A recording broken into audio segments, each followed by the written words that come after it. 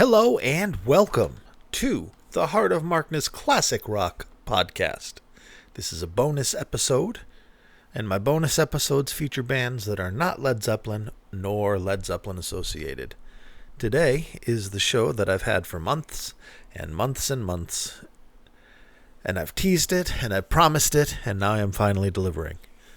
Derek and the Dominos with B.B. King, November 26, 1970, Cincinnati, Ohio.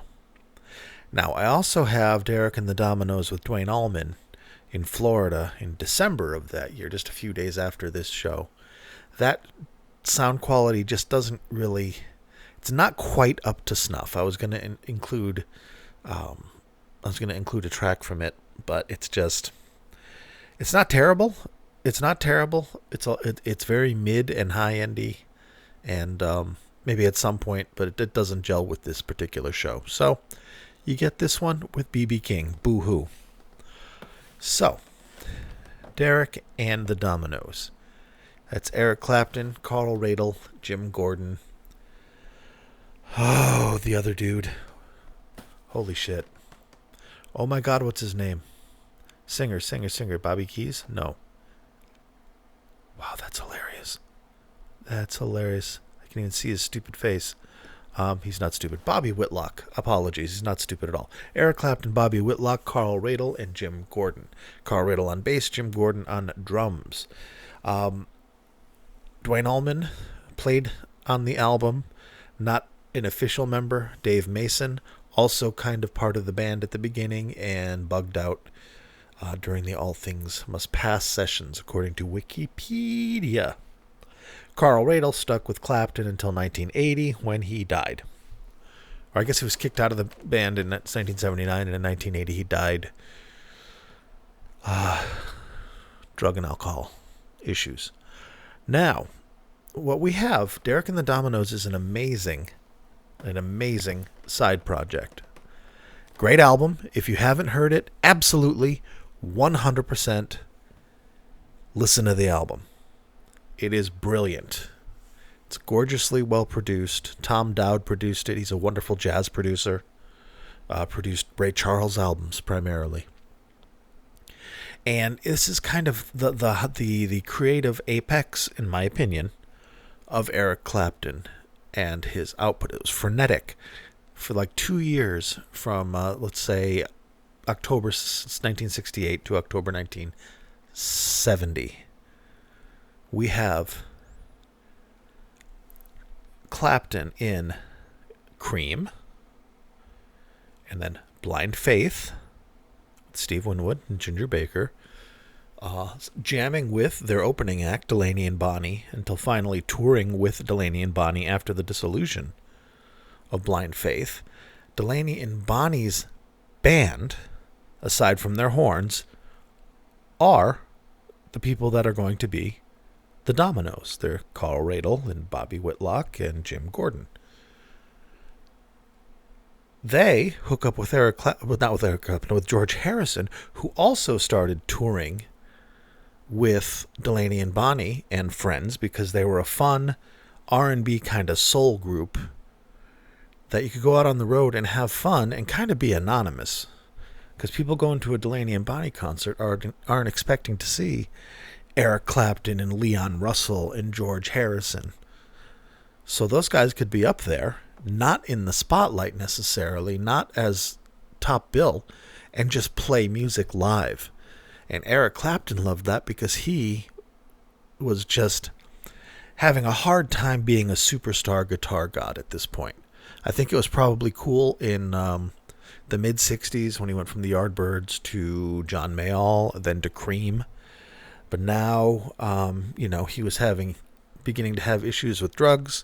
The hard drugs were in vogue. There was heroin and cocaine, and lots of alcohol. And he was feeling tremendously guilty because George Harrison's his best friend, and he's working on an album with his best friend.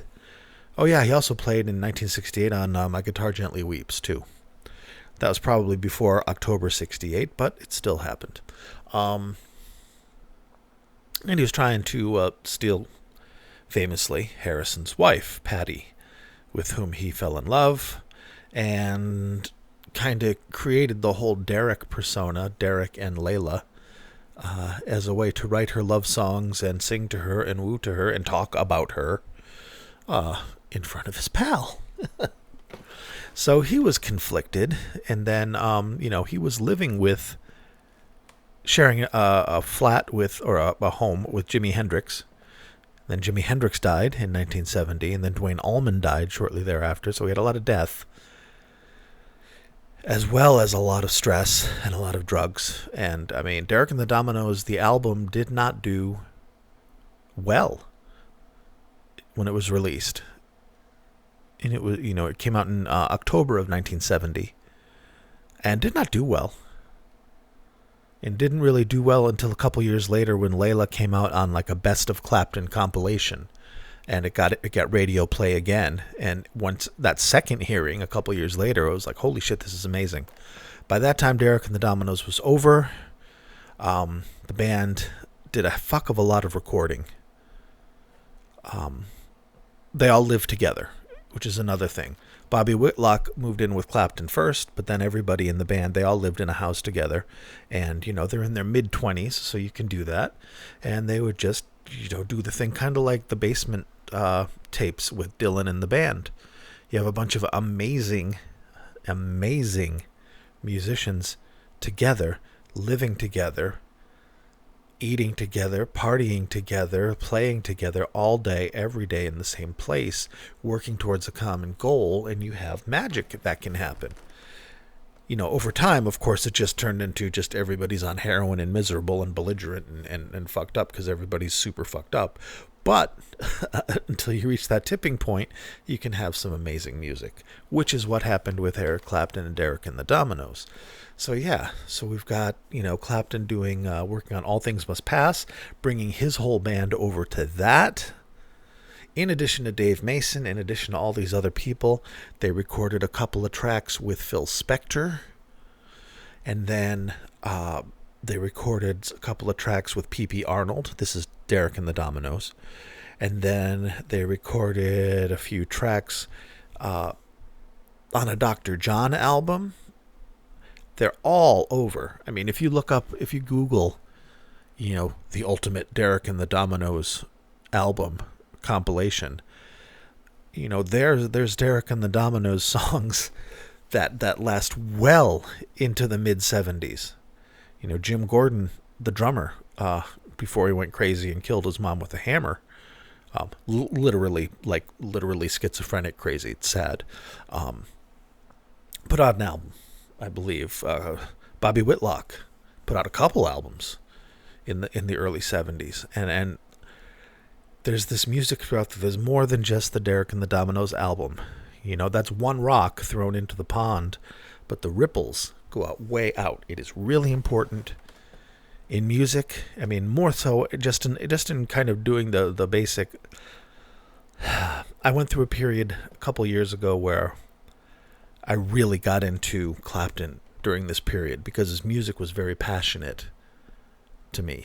The songs he did with Delaney and Bonnie, Derek and the Dominos songs, that yearning, not being forced to be a guitar god, but learning to be a frontman and playing songs close to his heart. And just, I like him. He's on fire here. I think the heroin singed some of that out of him. And then from the mid-70s on, when he came out of the heroin in 74 and returned, he was much more of a mellow guy, not a hard rock guy, which is fine. And then in the 80s, when he had his next resurgence, he was a much more 80s AOR corporate rock guy. No problem there either. And then he just grandfathered into grandfatherhood, where he's Eric Clapton. And, despite the fact that, oddly enough, a man in his late 70s has some political beliefs that the youth may not agree with on vaccinations. It's like, of course he feels that way. Look on Facebook, look at your folks, look at the people you went to high school with. Of course he feels that way. Anyway, I am diverging. It's been 10 minutes. Just trying to give a little bit of a background on how this album happened. He was not happy in Cream. He was not happy in Blind Faith, being it just a monster supergroup. Whereas with Derek and the Dominos, he got to actually be friends with his band organically over time. From working together to touring together to living together to then becoming a band and then recording together and then, having a relationship with these guys as friends first before it's like, hey, Steve Winwood, I'm famous, you're famous, let's put a band together and make a shit ton of money. So it's an interesting time, but mainly musically, it is just great. The musicians are great. Clapton's playing is out of this world. And you're going to hear that now that I've laid that down. But, so this is Derek and the Dominos, November 26, 1970. They're playing Cincinnati, Ohio. And B.B. King is on the bill with them, and he comes out for the last song, Every Day I Got the Blues. But what we're going to listen to now is a song that is not on the Derek and the Dominos album, but was played at all their shows because it's a great fucking song. It's called Got to Get Better in a Little While. The song first came out, at least to my knowledge, in like 1985, whenever the Clapton Crossroads box set came out. Maybe it came out in 88, I can't remember. Biograph from Dylan, I think, came out first. But when the Crossroads box set came out, there's a shit ton of unreleased Clapton stuff that came out with it, including this song, and it was the studio recording of this song, which only had Clapton's vocals. But then I read on Wikipedia that in 2010, Bobby Whitlock went back into the studio and sang his parts because this band did a lot of singing like Sam and Dave, where Eric would sing a line and then Bobby would sing a line. And you can hear that with Why Does Love Have to Be So Strong? Or so sad, rather. Blow up. All right, I'm starting to fall apart. Let's listen to Got to Get Better in a Little While. The show notes to this say this is the best one ever. I don't think so. I think the one on Live from the Fillmore is better, but it's splitting hairs because it's fucking great. The sun's got to shine on my guitar someday. Great line. Enjoy it.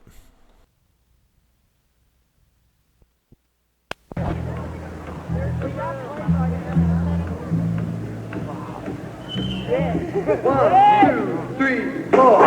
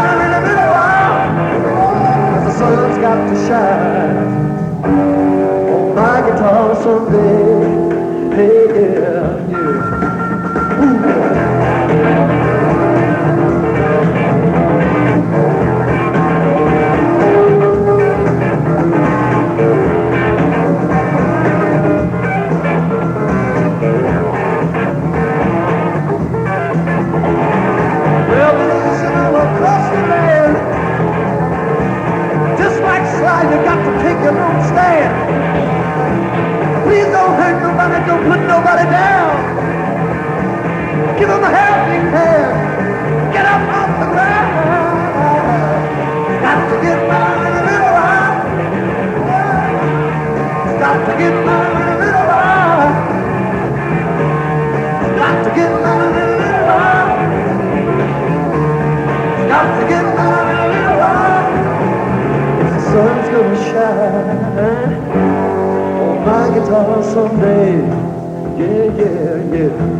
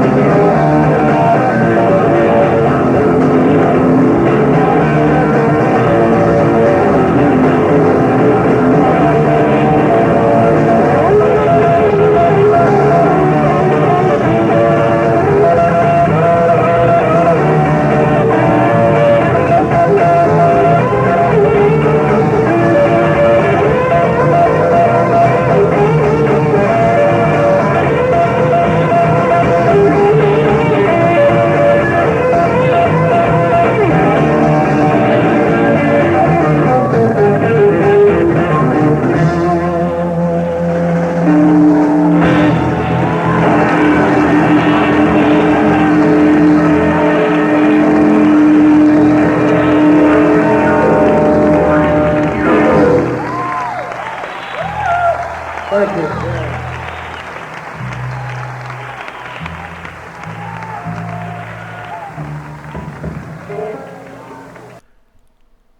That was good, right? It's nice to hear songs. I mean, if you only know Derek and the Dominos from the album, it's nice to know that there's a really good group out there with a ton of more content. I mean, the jams on the All Things Must Pass, Apple Jams, I think is what they're called, on George Harrison's album, that's Derek and the Dominos just jamming. You can catch it on Delaney and Bonnie. They've got a bunch of live albums out from that tour with Eric Clapton.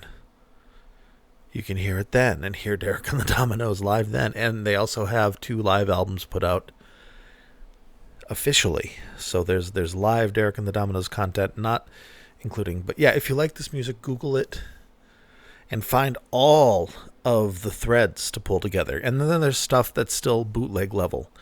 Gold Devil Road is a song that is not on anything. Very weird, very long, but also some amazing stuff. That was towards the very end when it was all falling apart. But this is a very, very bright, flaring ball of magnesium in the sky that is Derek and the Dominos. That is Eric Clapton during this period of just creative frisson. And it manifests again. Well, actually, let me read you the set list for this concert. Let me give you the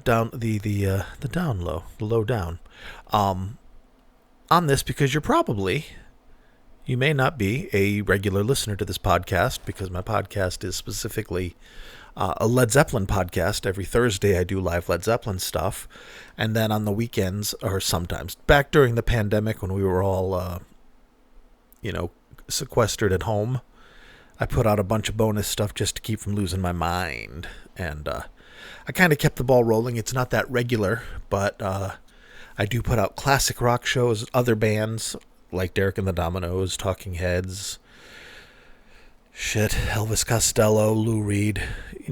Go through, get on SoundCloud and go through, or just scroll through my releases. You'll see everybody I have. So here's the deal. You can go to heartofmarkness.com and get this entire show, not just the songs I cover. And the entire show is, or at least the entire recording opens with the song you just heard, Got to Get Better in a Little While. Then you got Roll It Over, Blues Power, Bet You Didn't Think I Knew How to Rock and Roll. Yeah. Oh, and Eric Clapton's first solo album. Eric Clapton has Derek and the Dominos as his backing band. So there's all that shit in just a 2-year period. And if we eliminate Cream, we can dial that into like an 18-month period. But I like to spread it out because it just shows so much. You've got White Room, As My Guitar Gently Weeps, all the shit on All Things Must Pass, all the shit on Derek and the Dominos, all the shit on Eric Clapton's first album, all the shit with Delaney and Bonnie and Friends, all the shit on the Dr. John album, all the shit on the P.P. Arnold album, all the shit on the Bobby Whitlock album, all the shit on the Jim Gordon album. Crazy amount of content for such a short period of time. All right. Anyways, getting back into it. We got Blues Power and then into Stormy Monday. Why Does Love Got to Be So Sad? Great song. Little Queenie, Tell the Truth, Let It Rain, and then Every Day I Have the Blues. Now that is the song that they did with B.B. King, and that's the song that we're going to hear next. But yeah, I've got that. Yeah, well, you know what I have to do? If you have not been a listener, I do a little spiel. Well, every podcast does a spiel. So mine is, you can find me on Twitter and Facebook and YouTube under the name Heart of Markness. That's me. You can find the shows, like I just mentioned, at heartofmarkness.com. And if you like what I do and you like how I do it and you'd like to have an extra podcast all to yourself every month, consider becoming a patron of this podcast. Patreon.com/heartofmarkness, or when you're at heartofmarkness.com, you can click the little patron button and see if there's something there for you that interests you. And a laurel and a hearty handshake go out to the current titans upon whose shoulders rests this humble yet mighty podcast. Thank you to Brian, Matt, Stephen, George, Big Ed, Kenny, John from West Footscray, Picard, Kneggern, Chris, Rob from Melbourne, Australia, Wayne, Brad, Danielle, Tracy, David, Bonzo Billy, and Mimo. Thank you, my friends. You make this happen. You keep me honest. You hold me accountable because you guys pay me. I'm like, I have to do this podcast even though I want to just flake. But I do it. It keeps me honest, makes me a better person. Thank you. Thank you, everybody. All right, back to our show. So we are now going to listen to Every Day I Got the Blues, which is B.B. King joining Derek and the Dominos. Fun little jam, impromptu. This is not a song in their regular set. It is fun, and it is talent, and you've got B.B. King and Eric Clapton together. Holy shit. And if you have not heard B.B. King live at the Regal, get on Spotify or whatever you listen to music on and listen to B.B. King live at the Regal. Came out in the mid-'60s. Unbelievable live album. Unbelievable live album. Unbelievable live album. That's all I got to say about that. All right, friendos. Every Day I Got the Blues, Derek and the Dominos, November 26, 1970, Cincinnati, Ohio.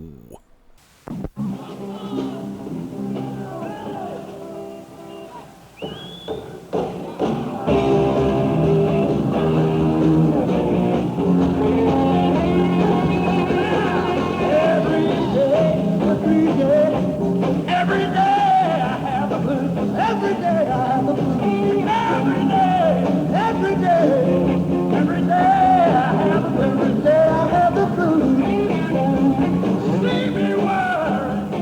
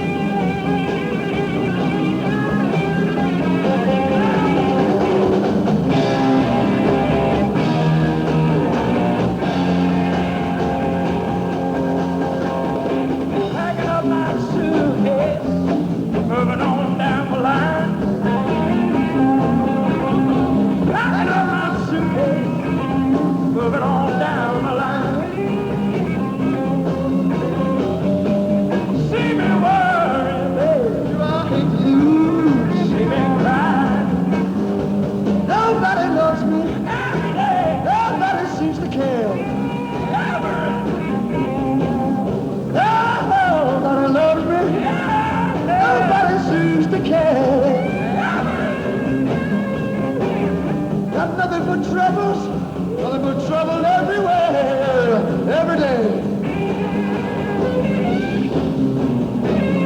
Every day I have the blues. Every day I have the blues. When you see me worried, baby, I need you, I have the blues. Nobody loves me, nobody seems to care. Nobody loves me, nobody seems to care.